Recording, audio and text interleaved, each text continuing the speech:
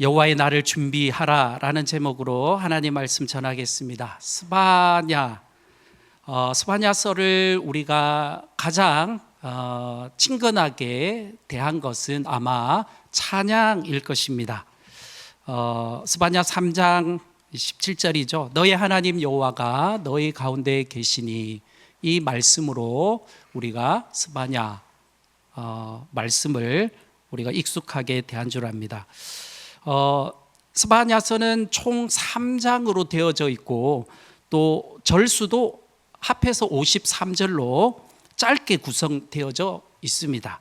그렇지만 짧지만 강력한 메시지를 담은 예언서라고 할 수가 있습니다. 스바냐라는 이름의 뜻을 살펴보면은 차판이라는 단어, 자동차 번호판이 아니라 히브리어 차판을 보면은 숨기시다라는 의미의 동사가 있습니다. 그래서 여호와께서 숨기신다라는 의미가 있습니다. 환난 날에 겸손한 이들을 숨기시고 가난한 백성들을 지켜주신다라는 의미가 숨겨져 있습니다. 스바냐 그 1절을 우리가 읽지는 않았지만, 아몬의 아들 유다 왕 요시야의 시대에 이 말씀을 통하여서 스바냐가 요시야의 시대에 활동을 한 것임을 우리가 보게 됩니다. 요시야는 히스기야의 후손으로 성전에서 율법책을 발견한 후 대대적인 개혁을 시도한 왕입니다. 그나마 유다 왕의 역사에 잠깐의 빛을 발한 시기라고 할 수 있습니다. 그러나 개혁은 백성의 4명까지 뿌리 내리지는 못했습니다. 바알 산당을 제거하는 일을 유다의 왕 가운데서 위대한 업적으로 남겼지만, 이 백성들의 마음 가운데 있는 그 뿌리까지는 제거하지 못한 것이죠. 이것을 통해서 우리가 알 수 있는 것은 그 시대가 얼마나 우상으로 깊이 뿌리 내려져 있는가라는 것을 짐작해 보게 됩니다. 실제로 BC 7세기 초에는 구약 예언의 침묵기라고도 불려집니다. 그만큼 스바냐 선지자가 활동했던 이 시기가 이 우상들이 백성들 사이에서 너무나 만연되어져 있었다라는 것을 알게 됩니다. 국제 정세 또한 불안정했습니다. 아수르는 쇠퇴하고 바벨론은 급부상하고 있었고, 애굽은 여전히 패권을 노리고 있었습니다. 이런 상황 속에서 남유다는 외교와 정치적 선택에 흔들리고 영적 정체성마저 잃어가고 있었던 시기입니다. 스바냐의 메시지는 바로 이때에 하나님의 백성에게 영적 경종을 울려지는 그런 역할을 감당하게 됩니다. 바로 여호와의 날이 임박했음을 경고하고 있습니다. 오늘 읽었던 말씀 7절을 보면, 주 여호와 앞에서 잠잠할지어다. 이는 여호와의 날이 가까웠으므로 여호와께서 희생을 준비하고 그가 청할 자들을 구별하셨음이니라. 여기 잠잠할지어다라고 하는 것은 우리말로 이목을 집중시키는 의미가 있습니다. 여러분, 우리가 어떤 때에 이렇게 합니까? 아주 중요한 이야기를 할 때 이목을 집중시키지 않습니까? 바로 여호와의 날, 심판의 날, 아주 중요한 일을 지금 스바냐 선지자가 선포하고 있다라는 것이죠. 그래서 이미 그 7절 하반절에 보니 여호와께서 그 날에 희생을 준비하셨고, 이 말씀은 심판의 대상이 이미 정해졌다는 거죠.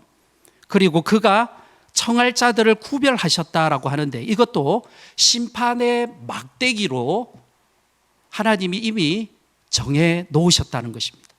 마치 아버지가 집에서 해초리를 준비해 놓고 아들이 들어오기만을 기다리고 있는 상황입니다. 이것이 여호와의 날로 묘사되고 있습니다.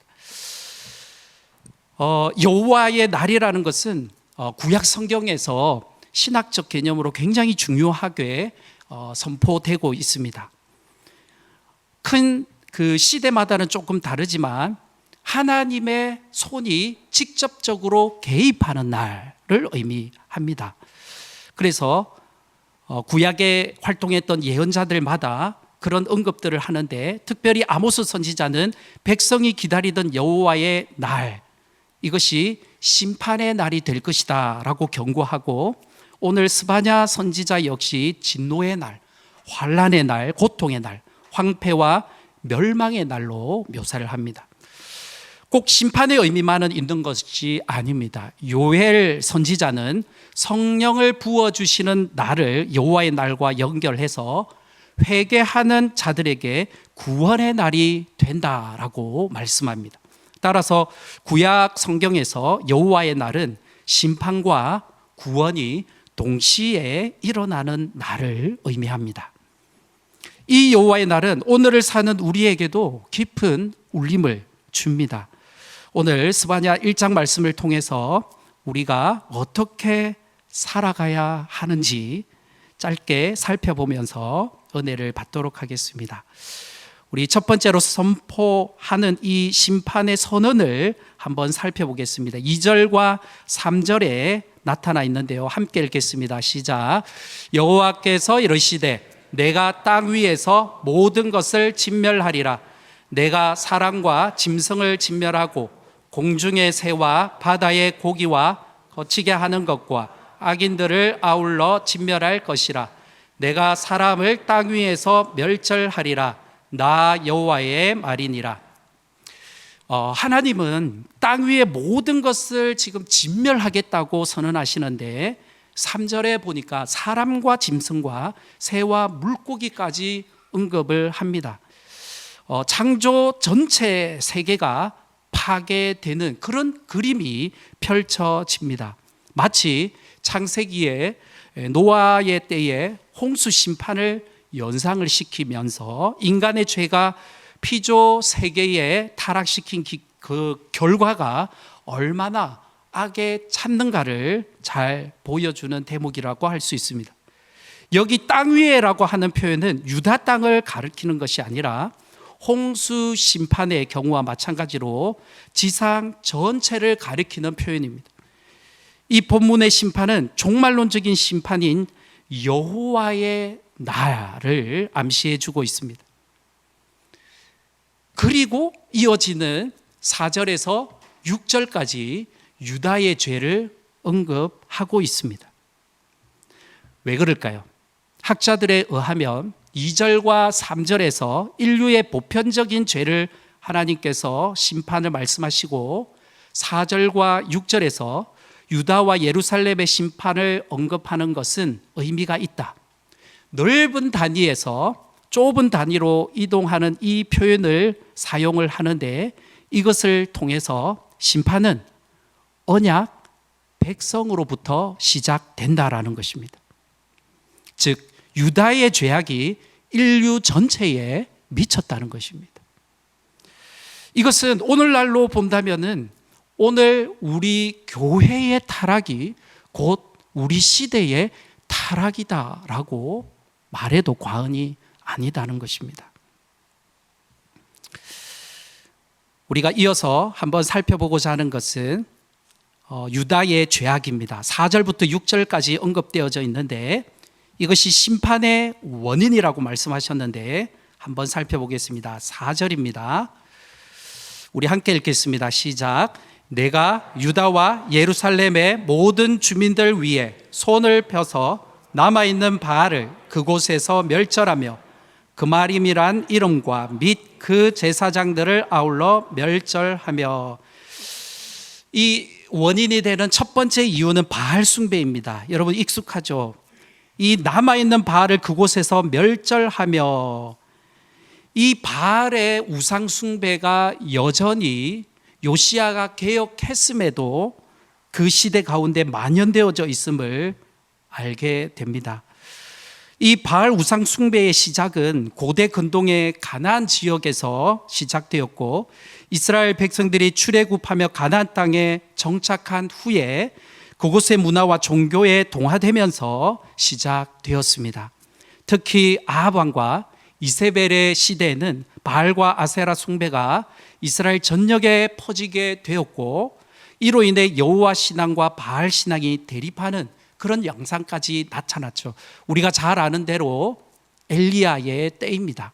오죽하면 이 시대에 엘리야가 하나님을 섬기는 자가 나만 남았습니다 할 정도로 그 시대가 너무나 악했습니다. 요시야 왕의 개혁 후에도 안타깝게도 완전히 소탕되지 않았고 남아 있었다는 거죠. 그러므로 유다는 하나님의 말씀을 버리고 가나안 신을 따르며 언약을 배반한 죄가 매우 크다라고 할 수 있습니다. 또 4절 하반절에 그마림이라는 이름과 그 제사장들을 멸절하겠다라고 말씀합니다. 이 그마림이라는 단어는 케마림이라는 단어인데, 시리아어로 케마림이라는 단어인데 제사장을 의미합니다. 우상을 범죄하게 한, 우상을 섬기게 한 제사장들로 동일하게 바알을 섬기게 한 제사장으로 하나님은 이들을 멸절하겠다라고 말씀하십니다. 둘째로 5절에서 그들은 별신 숭배와 혼합주의가 만연했음을 보게 됩니다. 우리 한번 읽어볼까요? 시작. 또 지붕에서 하늘의 무별에게 경배하는 자들과 경배하며 여호와께 맹세하서 말감을 가리켜 맹세하는 자들과, 여기에 지붕에서 하늘의 무별에게 경배하는 자들, 바로 별신 숭배를 하였다는 것을 추측해 봅니다. 피조물을 숭배하고 창조주를 그들은 잊었습니다. 요시야의 종교개혁 이후에도 열왕기하 23장 5절에 보면 이런 기록이 있습니다. 옛적에 유다 왕들이 세워서 유다 모든 성읍과 예루살렘 주위의 산당들에서 분향하며 우상을 섬기게 한 제사장들을 패하며, 또 바알과 해와 별, 패와 하늘의 모든 별에게 분향하는 자들을 패하고, 여기에 바알과 해와 달과 별, 때와 하늘의 모든 별에게 분향하는 자들을 패하였다라는 것을 기록합니다. 바로 유다와 예루살렘에 바알과 해와 달과 하늘의 모든 별에게 분향하는 자들이 많이 있었다는 것을 알게 됩니다. 여러분, 이들이 섬기는 제단이 주로 지붕 위에 있었다는 것을 기록한 것을 봅니다. 왜 그랬을까요? 아마도 지붕 위에 하늘이 가깝고 또 밀접해서 더 깊이 교통할 수 있는 위치라고 믿었던 것 같습니다. 진정한 경배의 대상이 오직 여호와 하나님 한 분 외에는 있을 수가 없는데, 유다와 예루살렘의 어리석은 백성은 여호와 하나님을 배반하였고 하나님의 피조물에 불과한 하늘의 1월 성신을 경배하였습니다.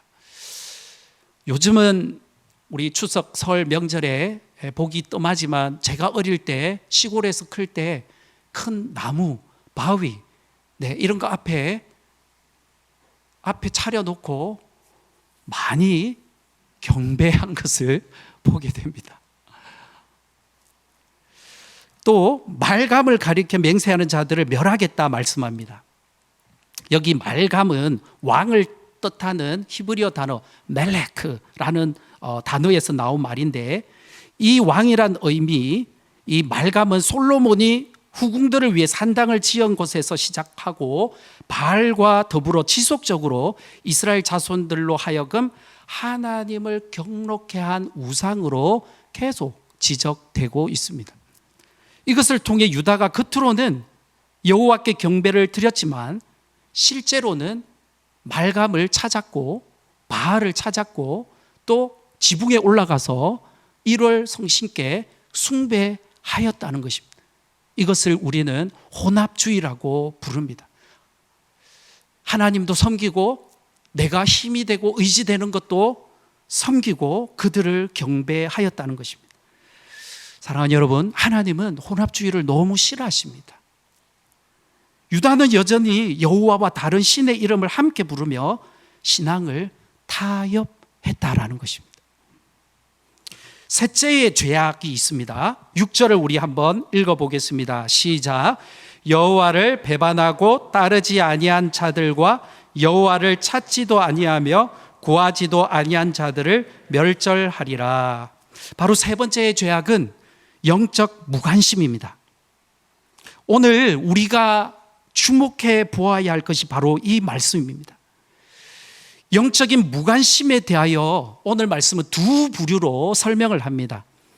아예 여호와를 배반하고 따르지 아니한 자들, 또 여호와를 찾지도 아니하며 구하지도 아니한 자들입니다. 하나님을 찾지도 구하지도 아니한 자들을 하나님은 영적인 무관심의 죄악으로 멸절하겠다 말씀하십니다. 여기 찾다와 구하다라는 단어 다라시는 진지하게 마음을 다해서 간절히 찾다라는 의미가 있습니다. 구약 성경에서 여호와 신앙과 관련하여서 매우 빈번하게 사용되는 단어인데 하나님을 간절히 열망하고 하나님의 말씀에 순종하여 하나님의 은혜의 자비를 구하는 경건한 하나님의 백성의 삶의 자세를 표현하는 단어입니다. 구하다, 다라시, 하나님의 경건한 백성의 모습을 표현한 단어. 이 모습이 여러분과 저에게 있기를 축복합니다. 여러분, 하나님은 이스라엘에게 자주 가르쳤던 것이 있습니다. 그것은 형식적인 의식에 머무르지 말고 마음과 뜻을 다하여 여호와를 찾으라고 하는 것이었습니다. 우리 신명기 4장 29절을 한번 같이 읽어보겠습니다. 시작. 그러나 내가 거기서 내 하나님 여호와를 찾게 되리니 만일 마음을 다하고 뜻을 다하여 그를 찾으면 만나리라. 맨. 마음을 다하고 뜻을 다하여 그를 찾으면, 마음을 다하여 구하다, 다라시, 하나님의 백성의 이 모습, 하나님을 이렇게 너희가 찾으면 만나겠다라고 약속하십니다. 그런데 왜 우리가 형식적이게 변할까요, 여러분? 왜 마음이 떠나버리고 왜 빈 껍데기만 남아 있을까요? 사실 여호와를 찾지도 아니하고 구하지도 아니한 자들은 반드시 하나님을 대신하여 마음속에 그 무언가를 두게 마련인데, 이런 연유로 성경은 여호와를 배반한 자나 여호와를 찾지 않는 자를 대동소이하다, 같은 자로 말씀을 하십니다. 말하자면 찾지 않고 구하지 않는 것은 배반하는 자들의 원인이고, 배반한 것은 찾지 않고 구하지 않는 결과라는 것입니다. 하나님은 그들 모두를 진멸한다라고 말씀하십니다. 오늘 이런 죄악으로 인하여서 하나님은 심판을 명하시고 여호와의 날을 선포하셨습니다. 그럼 우리가 셋째로 한번 생각해 볼 것은 어떻게 이 백성이 이 지경이 되었나라는 것입니다. 진짜 원인이 무엇인가라는 것입니다. 오늘 본문 12절에 보면 이렇게 말씀하십니다. 같이 한번 읽어보겠습니다. 그때에 내가 예루살렘에서 찌꺼기같이 가라앉아서 마음속에 스스로 이르기를 여호와께서는 복도 내리지 아니하시며 화도 내리지 아니하시리라 하는 자를 등불로 두루 찾아 벌하리니. 여러분, 이 말씀은 당시 백성들의 속 마음을 드러내 보여줍니다. 그들의 마음과 생각이 어떠합니까? 여호와께서는 복도 내리지 아니하시며 화도 내리지 아니하시리라. 이 말씀이 무슨 말씀입니까? 하나님이 계셔도 아무 일도 일어나지 않는다는 생각, 하나님을 찾아도 별 영향력이 없다라는 생각, 이러한 태도, 바로 이러한 영적인 무관심이 하나님을 찾지 않게 만들었다는 것입니다. 이들의 마음이 이렇게까지 완악하게 된 것에는요, 이런 이유가 있습니다. 12절의 앞부분에 보니까 내가 예루살렘에서 찌꺼기 같이 가라앉아서 마음속으로 스스로 이르기를, 이 찌꺼기 같이 가라앉았다라는 것에서 우리가 추측해 볼 수 있는 것이 있습니다. 이 표현은 제가 술을 담궈보지 않아서 잘 모르겠습니다만, 술을 담글 때에 이 찌꺼기가 위에 엉겨 붙어서 이 술을 찌꺼기가 옮겨 붙지 않기 위해서 이리 붓고 저리 붓고 하는데, 이 병에서 저 병으로 계속 옮겨 주어야 되는데, 그 술은 향도, 그렇게 되지 않으면 그 술은 향도 나빠지고 찌꺼기로 인하여서 탁하여져서 좋은 맛도 낼 수 없기 때문에 그렇게 한다라고 합니다.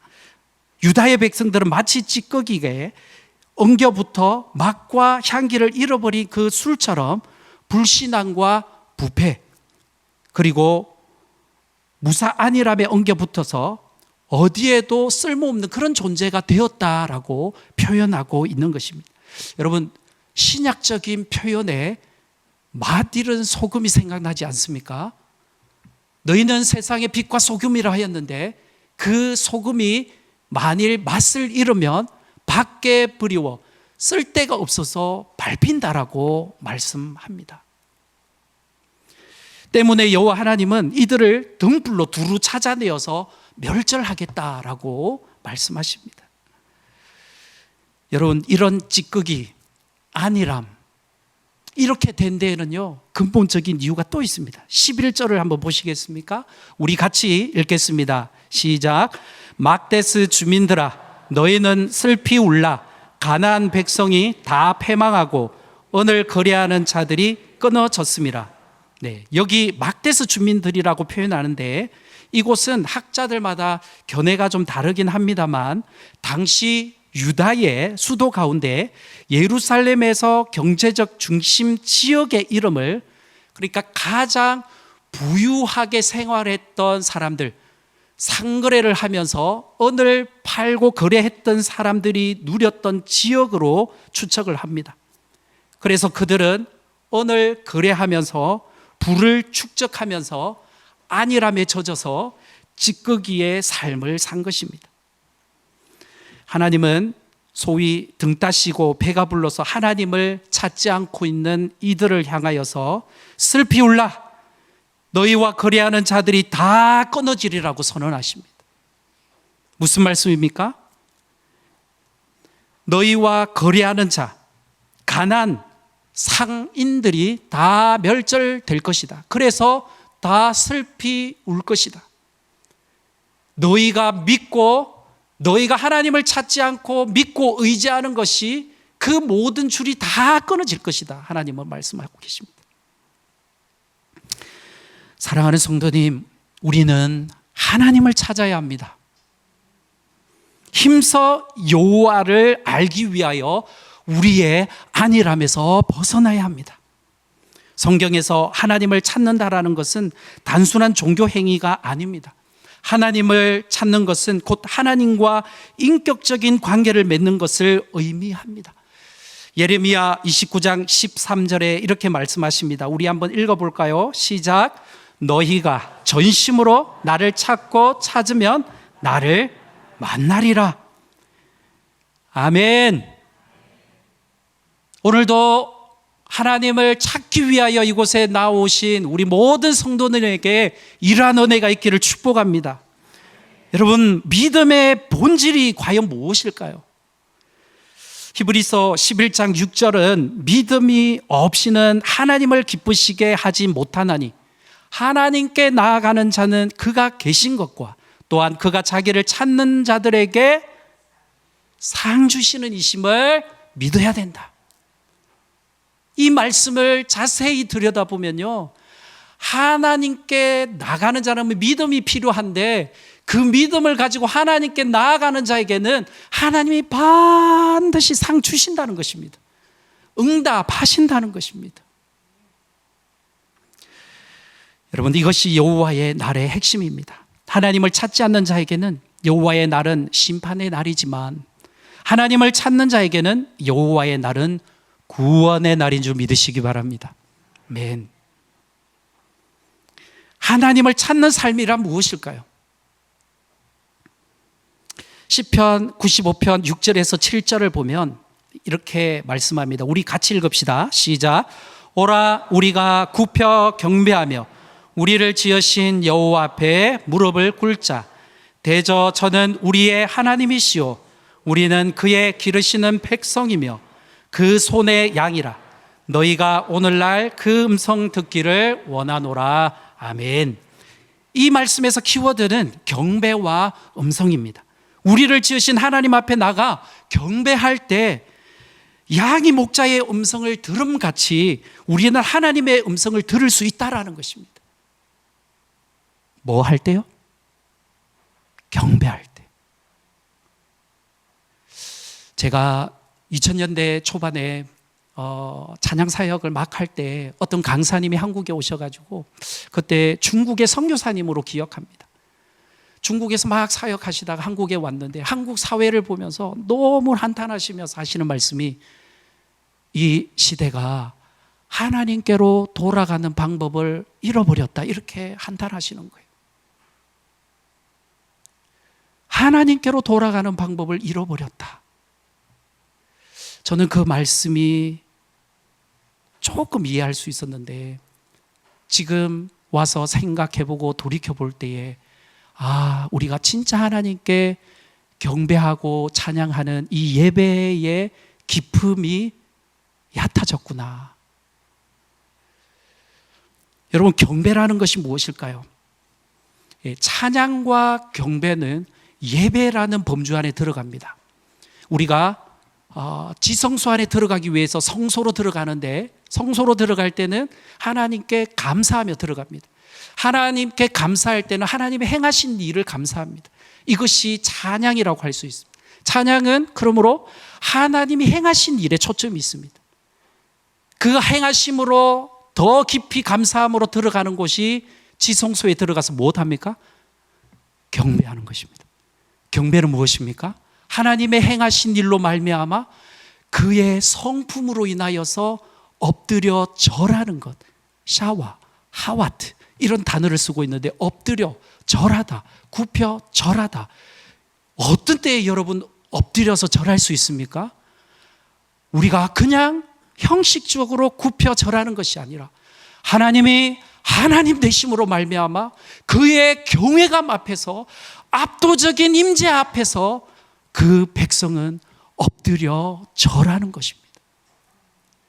오늘 하나님의 백성이 예배하며 나와서 하나님 앞에 찬양과 경배로 나아갈 때에 하나님이 행하신 일로 인하여서 우리가 찬양하고 더 임재 안에 깊이 나아갈 때 우리 안에 풀어지는 것이 무엇입니까? 바로 하나님이 어떤 분이시냐? 하나님은 인자와 자비의 하나님, 긍휼의 하나님, 나를 오래 참고 기다리시는 사랑의 하나님, 이 하나님이 느껴지고 믿어질 때에 우리가 진정으로 그 하나님을 향하여 손을 들어 경배하고 엎드려 경배할 수 있다라는 것입니다. 사랑하는 성도 여러분, 여러분 마음에 공고함이 있으십니까? 답답함이 있으십니까?